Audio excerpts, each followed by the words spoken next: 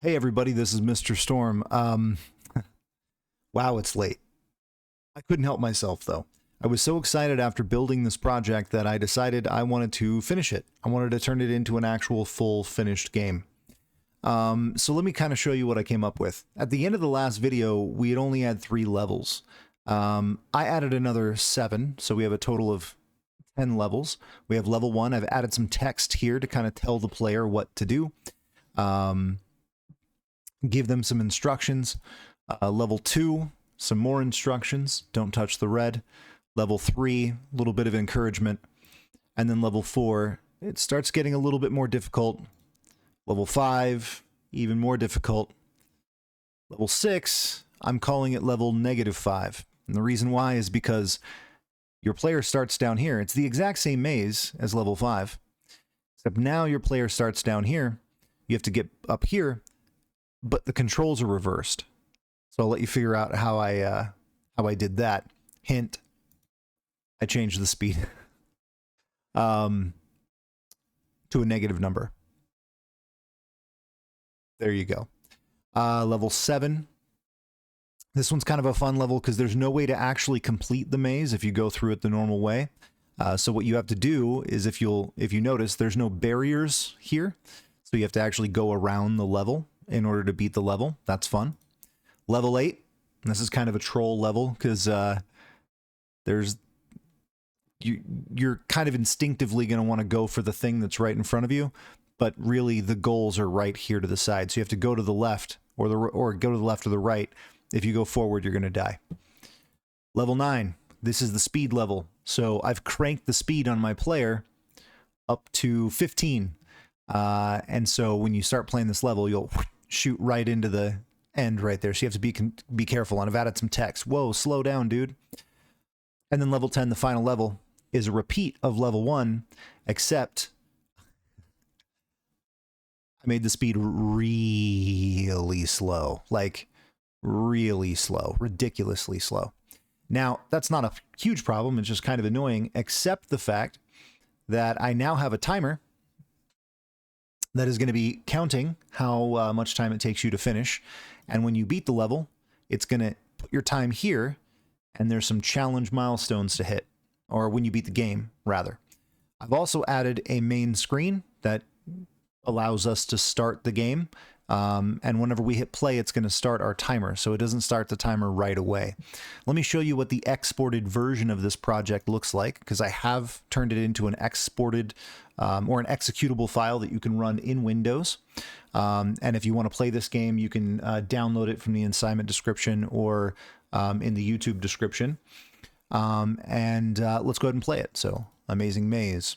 Now, we can also maximize this as well, which I'm going to do that. Let's go ahead and play. And get to the goal. There we go. Don't touch the red. And our timer is counting up now. So let's keep going, keep going. See how far you can go. Level 4 so far, not a problem. Level 5. Now it's getting a little bit more complicated. Now I'm noticing, see, this is going to be a problem because I'm noticing there's some areas here where the graphics don't look exactly like I want, especially like right here, which means it kind of makes me want to go back in and fix those little areas. But you know what? It's 11:30 at night and we've got school tomorrow, so I'm not going to do that. Oh, here's the backward level. Okay, so I'm pushing down, I'm pushing to the left, pushing up, left, down, right, up, right, down, left, down, right, up. I've practiced this a lot, by the way. And there we go. All right, level 7. This one always seems to be the hardest for me, even though I know the trick. It's this gap right here. Oh, yeah, trying to get the guy into the right position here in this gap is difficult. Maybe I need to make the gap a little wider, but that's fine. All right. I went too fast. And see, the timer, the persistent timer makes this even worse because you're trying to beat your previous time or your friend's time, and so you're kind of watching the timer, and it adds a little extra, oh gosh, it adds a little extra bit of challenge to the game. I probably got to stop talking while I'm playing. There we go. This is going to be the one. I can feel it. Yeah. Right there. Oh, hold on.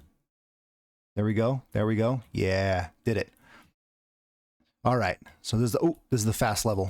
Got to be careful. Be careful. Be careful. All right. Now we got to crawl over to the end. Oh. See, in this, I love this last level being like this because you're trying to beat the time. And this takes like a good 30 seconds by itself just to beat this last level. All right, let's get there. Oh, okay, so my time was 2 minutes and 34 seconds, under 3 minutes. Not bad, not bad. I have gone under 2 minutes before.